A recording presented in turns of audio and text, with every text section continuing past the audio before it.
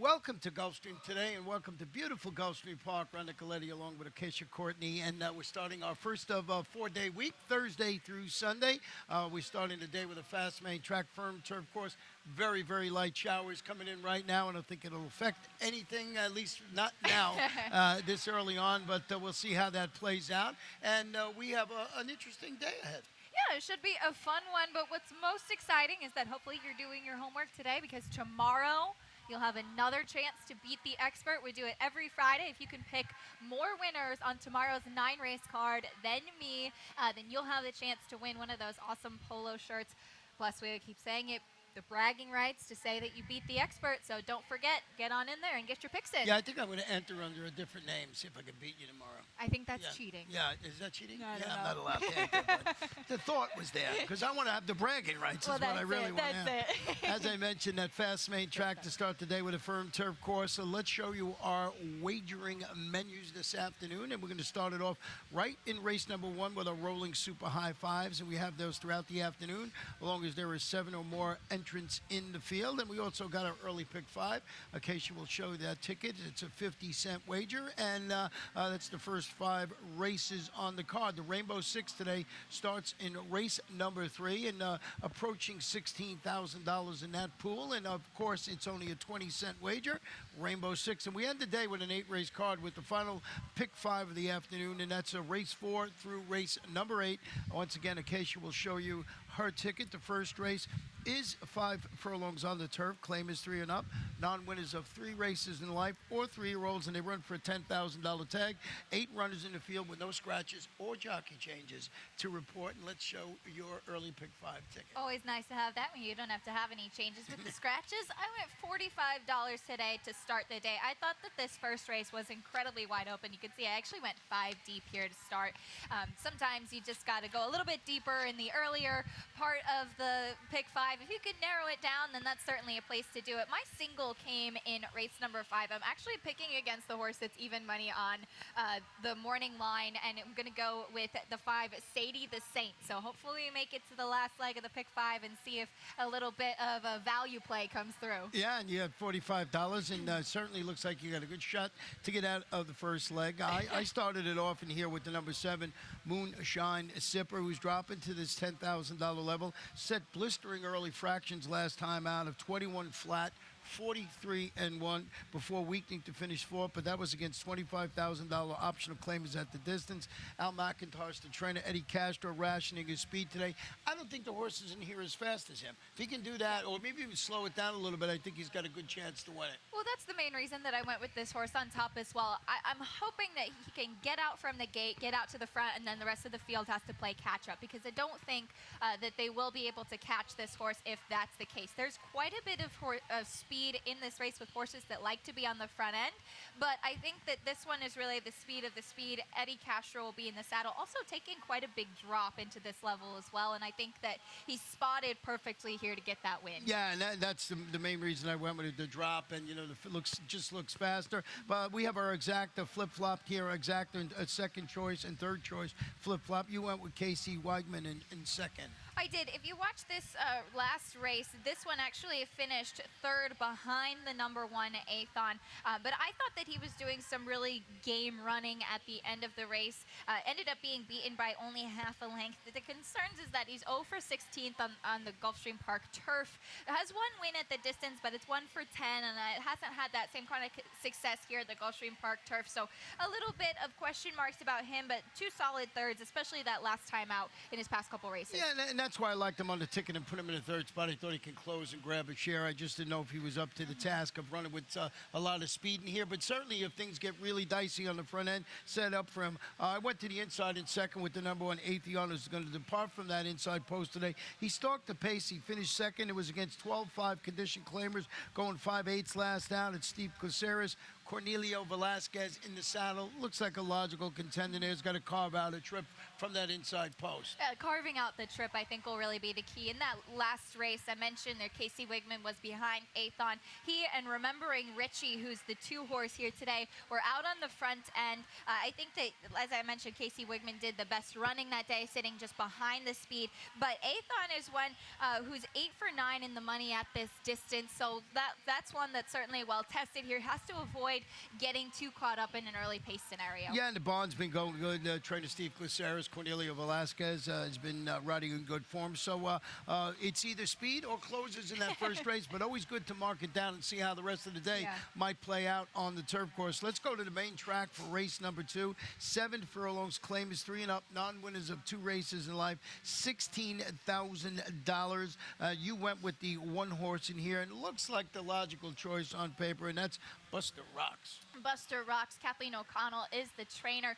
Dropping to this level, ran against $30,000 claimers last time out and finished 4th. Had to go wide, just needed a little bit more there in that race. That was at the 7 furlongs, but I think that the drop to this level, I think that this is where he needs to be. I went with the number 6. We got the same horses, just flipped around. Number 6, $1 million, proved his debut, 2nd place finish against $16,000 maidens during December. You know, that wasn't a one-shot deal. He returned from the layoff. He broke his maiden against another group of $16,000 maidens going 6.5 furlongs. I think this horse has run very well in its couple of starts, and I put him on top. I see you got him in 2nd in there. I can understand on paper, certainly the 1 is the horse to beat in there. Yeah, the main reason that I went with the 1, Buster Rocks, again, is that drop, but I thought $1 million was very impressive to win and break his maiden last time out, first off of about a 5-month layoff. In his debut, you mentioned that he ran 2nd.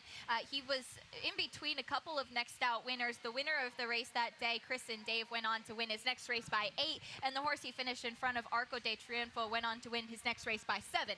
So $1 million went on and won his next race by 3 3/4. So that's been a bit of a key race in his debut. So if you can keep that through, but the point is that the top 3 finishers went on to win by open length. So hopefully he can keep that momentum going. He won off the layoff, and that's why I had to put him on the ticket. And number 4, Game Prize, has been knocking on the door of consecutive turf races against this level of competitions, which includes that Stark and Close 2nd place finish, going 7.5 furlongs last time out. Larry Bates, Luca Panici in the saddle, making that turf to dirt move this afternoon. So a little bit of a guess on our part how this horse will run well, going 7/8 on the main track. Yeah, he's a bit of an inconsistent type, but looking back at some of his dirt form, he has had some good successes there. He had a huge long shot in the American Fabius. He ended up finishing 2nd, ahead of a couple of next out winners. So he might be one that, if it's his day, can run a really good race. Yeah, and I mean, I put him on my ticket for all the reasons you mentioned, and I think he's got a big shot in there. But I'm going to hang my hat on number 6, $1 million.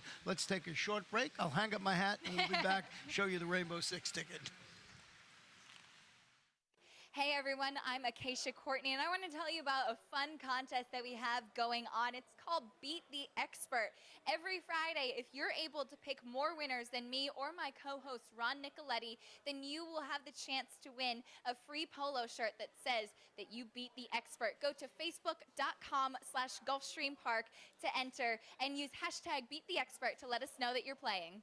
Bring it on.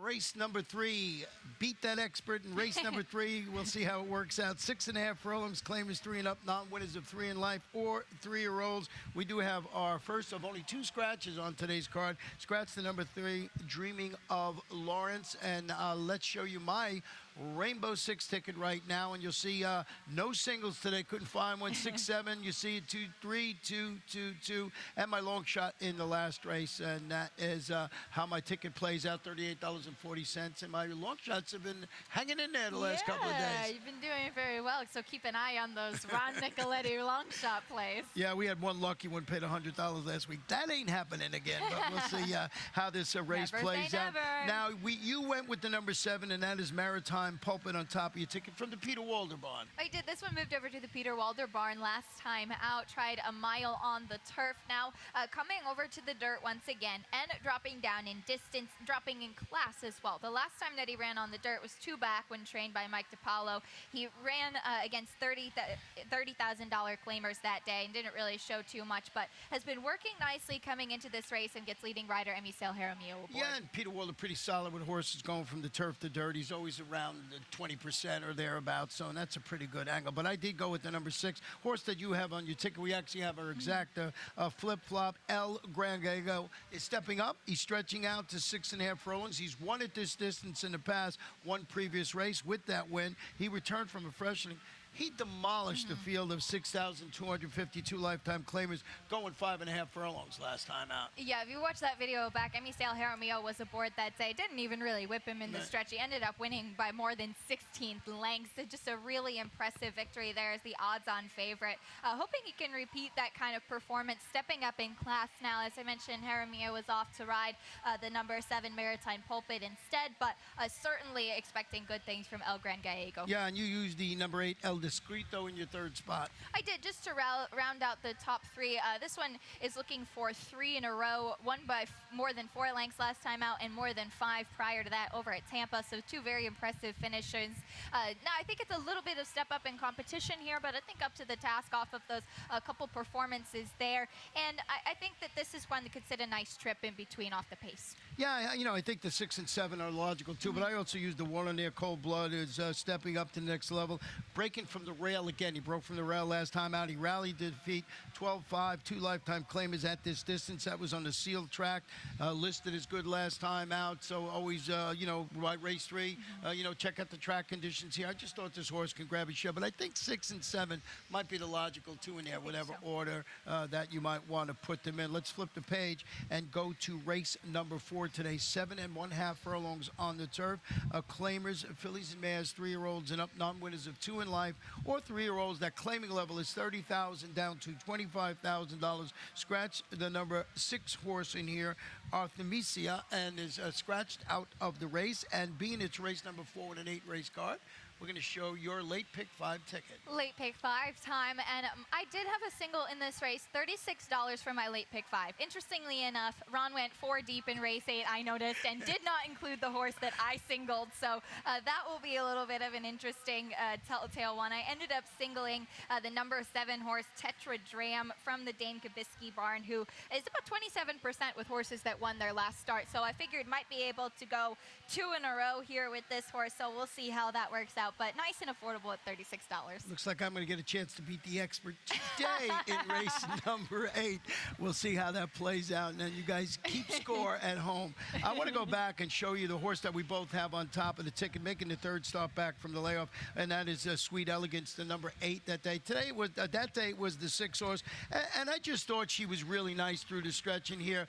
She dueled through the stretch, and was pretty game in this race in here. Now this start today is the 3rd off the layoff. And I just thought off that performance, she got a 2-prong attack. She had it on the inside, she had it on the outside, and the 1 horse in this race just had free run to come up and nail her. But I just thought off that performance in this spot, I wanted to go back and show you Michelle Nihays, the trainer, Luca Panici, trying to make the 3rd start back from the layoff. What I say, 3rd time is a charm. Well, that's it. 3rd time is a charm. And you see that she was 2nd in her last 2 starts. And sometimes when you see a couple of seconds or in the money finishes in a row, you wonder if that horse kind of hangs a little bit and doesn't like to win.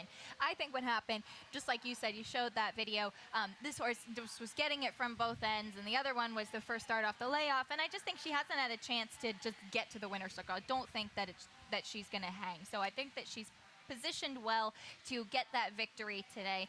We both also went with the number 1, another Cougar, who finished a really good 2nd last time out as a big long shot. Yeah, she's dropping to the $30,000 level and turning back slightly today to 7.5 furlongs after vying for the lead. She finished 2nd, beaten 3 lengths. That was $50,000 condition claimers going a mile. Michael Yates is the trainer. He's got Jose Alvarez handling the inside post this afternoon. And I just thought you have to put her on a ticket after that last performance. You're certainly not going to get those odds again up there right now as actually the morning line favorite at 3-1. Yeah, if you actually look into her last 3 starts, I think that they've been very solid finishes. 3 back had a nice victory by actually 12 lengths on a sloppy track, so a really impressive victory that day. Then had a 3rd, and then that 2nd last time out. So I think that she was a little bit overlooked with her first start in a while on the turf, but I think that she'll be able to continue with good momentum. And you closed it out with number 9, Venezuelan Beauty. I did. This one has a bit of early speed. It was relatively fast fractions. Last time out at 7.5 on the turf, ended up just fading after pressuring the speed. But I think this time there's a little bit less early speed. Might be able to sit a good trip and get a piece. Well, number 4, she's dynamite. I like saying that. Moved to the steep Cliceris Bond via the claiming route after encountering some early traffic in its last race. I went back and looked. It wasn't that much traffic. Went up dual for the lead. Weakened from her earlier exploits in there. New connections tapped Cornelio Velasquez to ride. Didn't think it was a bad performance in there. 5-1 on the morning line. Yeah, if you watch that race back, looking at that, it looked like she almost ended up just going backwards. I'm not really quite sure what happened there. And she's just, I think that she's not one that I could really trust too much to put on top. I think if you're doing multi-race wagering, certainly one to look at. Definitely put it on the ticket, but looks like the number 8 and the 1 and the 8 might be the logical 2 in there. Now, I know you had a single in this 5th race this afternoon. 7 furlongs, maiden claim is fillies and mares 3 and up, $10,000. And you singled the number 5, Sadie the Saint, in here. I did, and this one is a little bit of a stab and a value play on my part. Cornelio Velasquez is going to be aboard. Carlo Vaccarezza is the trainer. Ran on the turf last time out, now going back over to the dirt and also adding blinkers for the first time. I want to go back and show her last dirt start. This was back on May 22nd, so 2 back, a mile on the main track. This is the head on of the break. She's the number 6 here. You see that she's kind of just pushed out and cut off a bit, and she normally does like to do a little bit of running from the back, but you see it took her a while to kind of find her position there. Now we come to the top of the stretch. It's number 6. It looks like she's a bit out of contention. Infiltrata was the winner that day, a runaway winner, ended up winning by 12. But I think that it's pretty impressive the amount of ground that Sadie the Saint made up, and I thought very game, just ahead of the rest of the field, and a good finish there from her that I thought she might be able to improve on. Maybe with some blinkers, it'll help her with the break. Yeah, the break and going back to the main track last time didn't show very much on the turf last time out, so you're going to have to put a line through that. You're going to have to be a forgiving sort, which Acacia is. I went with the number 6, Canary Green on top. We got our exacta flip-flop, so I'm in agreement with you with Sadie the Saint. It's not that, I think for the same reasons you mentioned, this horse gets a clean break. Looks like they likes the main track better than the turf. But Canary Green is turning back to 7 furlongs. Went up and tracked the pace last time. Briefly got the lead. Settled for a second. Was as the favorite. Going a mile. Turning back to 7 furlongs. I just thought that horse ran well enough last time out to earn my top spot on the ticket. The reason I didn't put her on the top, one of the main reasons, is that she's 0 for 14 so far, and I just felt like she's already had chances to win and hasn't been able to get there just yet. Dropped to this level last time out, and as you mentioned, had a little bit of that lead and fought back a bit. I don't know if there'll be really too much pace in front of her, and I'm not sure where she might set, because there's not really an abundance of early speed in this race, so I'm not sure where she'll settle in the field. But as I said, I think that she's had chances to win again, but wouldn't be surprised to see a good run from her. And both of us used the number 2 on the move. We're stretching out to this 7 furlong distance after returning from about a 4-month layup to finish a late closing third against Similar. That was going 5.5. I think the added distance certainly helps her chances this afternoon. It was a very beneficial third place finish last time out, off of about a 4-month layoff, and first off the claim, so might be able to improve off of that. Well, let's go to race number 6, 1 mile and 1/16 on the turf, an allowance optional claim of 3-year-olds and up, or the optional claiming price of $62,500. And we both, did you go? Yes, we both went with number 7, Air Bueno. And Air Bueno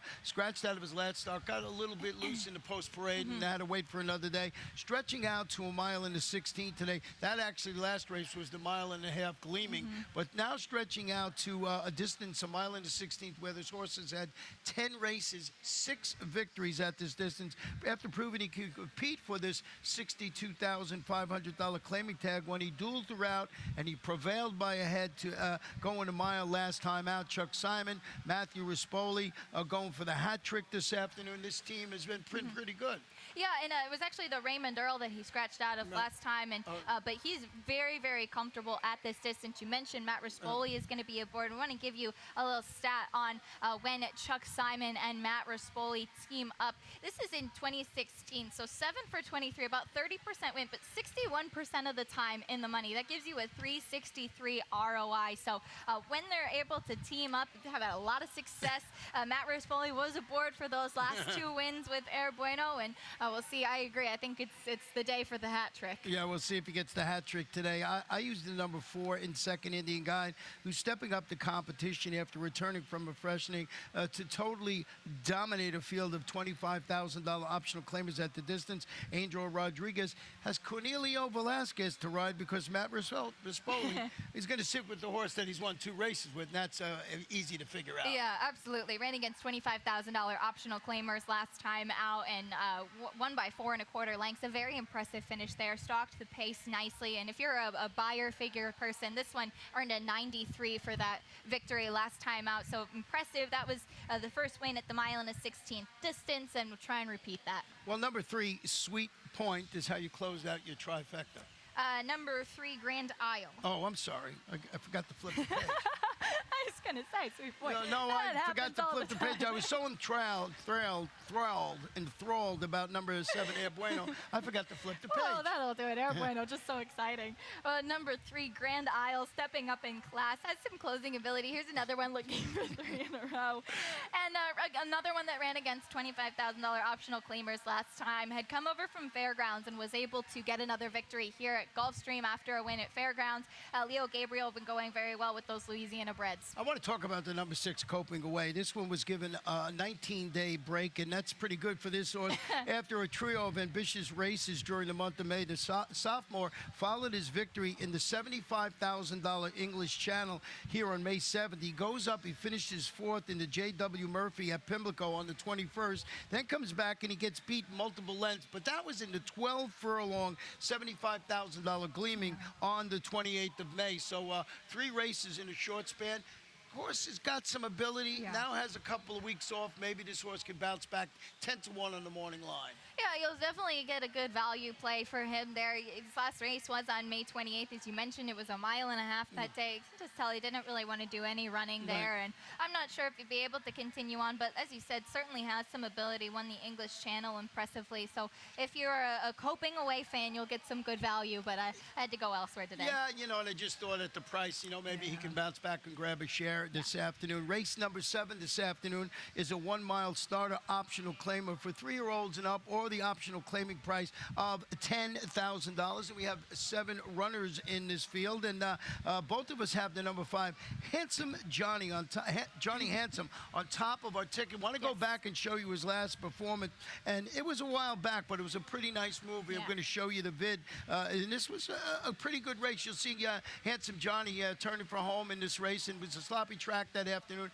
and I just thought he ran exceptionally well in there, and I thought it was a good race for him. I thought so too. He's now dropping after about a 9-month layoff. Ended up winning by a neck. I thought it was a really good performance from him. Certainly the question is, he's coming off that 9-month layoff, cutting back in distance slightly, but I think the drop off the layoff will definitely be beneficial. When the video ends here, I want to actually give you a quick stat as well on trainer Leo Gabriel Jr. In the past 5 years, with horses first off the layoff on the dirt, 7-4-37, about 19% win. In the money 38% of the time, so some pretty solid numbers there, and a good ROI of 256. Yeah, I mean, Leo Gabriel Jr. doing a good job here. And that was a pretty nice performance by that horse. So. It was a small field, 6 runners. Yeah. He was last in there, and he came, in that race, he came from last, and he ran exceptionally well. I agree. I think I have him on the top for all of the reasons that you mentioned. And then I used the number 7, Holy Highway, in second, who's first off the claim, moving over into the Ruben Graciata barn. Emisel Jaramillo will be aboard. 5 for 7 in the money at the mile distance, and I thought finished a really respectable second. Just missed by a head last time out after a wide surge. I went with the 4, Valid Concept. Moved to Luis Luna barn via the claiming route. Makes his first start since using his tactical speed to defeat 6,250 claimers here at the distance. Was back on April 24th. What I liked about this horse, he's a 7-time local winner, and he gets the a little bit of a nod on that horse for course angle. Always seems to run well in here. And we both like the 5, Handsome Johnny, but here's a horse I think could be somewhere on the ticket. He's 3rd choice on the morning line, and we both used the number 1, Jaden's Best, in 3rd, but you also had the 7, Holy Holy Highway, too. Yeah, well, like I said, I liked Holy Highway for all of those reasons. He was 5 of 7 in the money there. Right. And I thought Jaden's best to round it out. He's only run it this distance once, but it was a victory. And last time out, had a very impressive performance on a sloppy track, set the pace, and was able to pull away. Won by 5.5 lengths. Yeah, and that was on that sealed sloppy track. He's a proven commodity at the distance. He's a previous winner. And Marcial Navarro, Eddie Castro going for 2 in a row. And Marcial Navarro, that barn been going very, very good as of late. Our final race on the Thursday card is a 7.5 furlongs turf event. Claimers 3 and up, $10,000. Clean slate in the last race with no scratches or jockey changes. And I went with the number 3 fan base, but you went a completely different way in here. Yeah, we're all over the place in this race. Well, I like fan base. I think that he has a lot of speed. Last time out, really disappointed as the big favorite. Was beaten by 5 1/4 lengths at the 7.5 furlongs. He had a couple of wins in the row. He's often up there in the money, but just out of last time, I'm not sure exactly what happened there, and I had to look elsewhere. I ended up going with a horse that's a little bit more proven in my mind. Dropped to this level last time out and won by a length and 3/4, and that's the number 7 Tetradram. As I mentioned, Dane Kubisky is the trainer. It's about 27% with horses that won their most recent start. I actually want to go back and show Tetradram's last win, and that was his most recent start on May 26th. You see, he's the number 3 there. The number 8 in this race is a horse who's also the 6th here, Dominate. And those are both in here, but I really want to highlight Tetradram. He's bottled up, just didn't really appear to have any place to run. He's the number 3. You see there, now he starts to split horses and pulls away. Dominate is right there with him, but I thought that it was a very impressive performance. As you think he might be able to get past, just keeps pulling away and doesn't win by open lengths, but I think that's because he was bottled up so much. 6 to 5 that afternoon, Yeah. too, and he ran very well. I'll tell you why I like the 3 in here, fan base. He's dropping today to this $10,000 level. You mentioned that 2-race win streak when it ended. He pressed the pace, but he finished third behind red-hot J.C. Mamba, who's won 3 of 4 races at the meeting. If you look at these statistics on all the horses that have won here, he's one of only 2 3-time winners at the meeting. I'm talking about J.C. Mamba. So I just thought maybe that race last time out was a little too tough for this horse. I'm bouncing back, so I put the number 3 fan base on my ticket, and I'm really keen off to how well J.C. Mamba has been running recently. The other horse that they used happens to be my long shot today, and it's Gunderson. Yeah, it was interesting. I didn't know this was going to be Ron Nicoletti's long shot play, but I threw him on the ticket. Usually has some speed, but last time out it was just crazy fast fractions and wasn't able to catch up with that. They went 20 and 4 for an opening quarter at 5 furlongs, which even for that distance and level was pretty fast.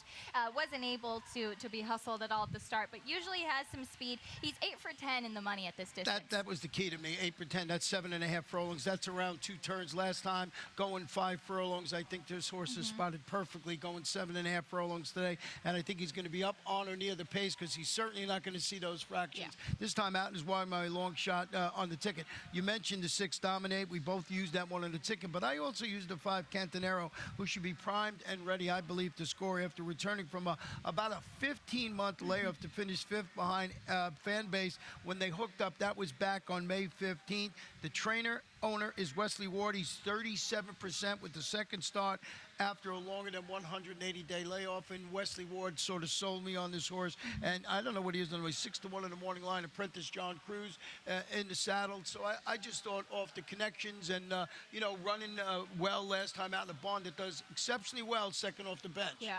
And this is a very intriguing race. I found that single, but if you can go with maybe your late daily double or something and stretch it out a little bit because there are some really interesting horses in here. Yeah, and that's our last race. And, of course, you see there will be 9 runners in the field, so we'll have the rolling super high fives. So use all those numbers That's on your it. chicken. You can probably hit it. I hope you can hit it at least. Well, we're going to wrap up this card. First day back for our 4-day race week this week, Yep. Thursday through Sunday. We're going to turn it over in just a couple of minutes to our track announcer, Pete Aiello. And in case you're not, I'll be back, 10 minutes? Yeah, we'll be back in a little bit to talk you through the day. Oh, don't forget, tomorrow, Beat the Expert. What do I love about horse racing? Everything.